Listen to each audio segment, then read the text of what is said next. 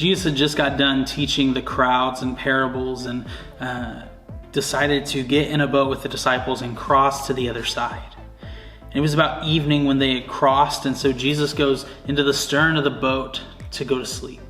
And the disciples, many of who were fishermen, are navigating the boat on the waters. They're used to the sea. They've been in it for a long time. When all of a sudden a great storm comes, and it says that the boat was filling with water and being rocked against the waves. And this was enough to freak the disciples out. Trained fishermen who had lived on the water, who had been on the water, who knew what storms at sea were like, this was enough to terrify them into thinking they were going to die. And so they rush to the stern of the boat and they wake Jesus up. And we see this interaction unfold. It says, they woke him up and said to him, "Teacher, do you not care that we are perishing?" And Jesus awoke and rebuked the wind and said to the sea, "Peace, be still." And the wind ceased and there was a great calm. And he said to them, "Why are you so afraid? Have you still no faith?" I don't think Jesus is rebuking fear here. I think all of us, fear is a natural response a lot of times. Fear when you're a kid can tell you that, hey, I should be afraid of touching the hot stove so I don't get burnt. Fear when you're on a hike and you come to a cliff can say, I need to be careful so I don't fall and hurt myself.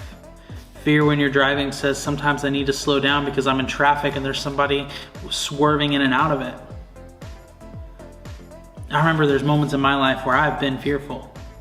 In 2018, I remember being unemployed and stressed out, worrying about where my next paycheck was going to come from as I was doing odd jobs and stuff.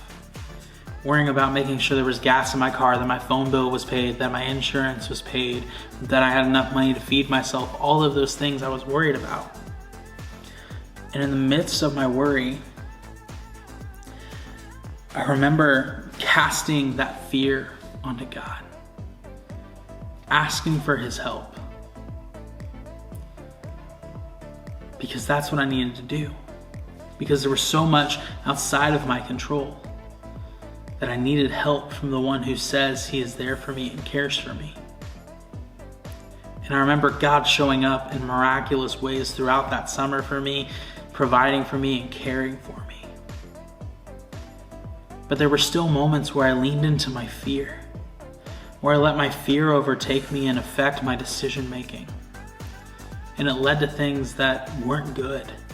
Because oftentimes when we lean into our fear, it leads to a response that isn't good. And so I don't think Jesus here is telling us that we shouldn't be afraid, because fear can be a good thing, but he's saying what we do with our fear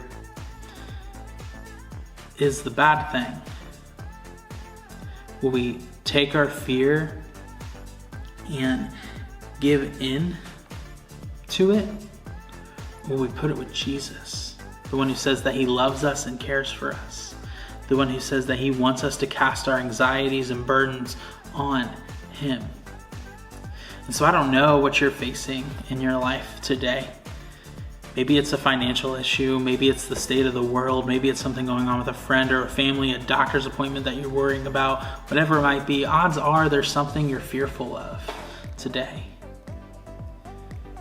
Or if it's not today, it's going to come at some other point. And I just want to remind you this morning that Scripture shows us that when we are afraid, we are not to turn to our fear and let our fear overtake us. We are turned to a God who says he loves us and he cares for us.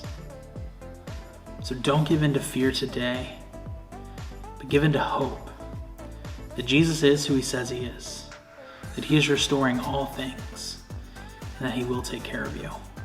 Have a great week.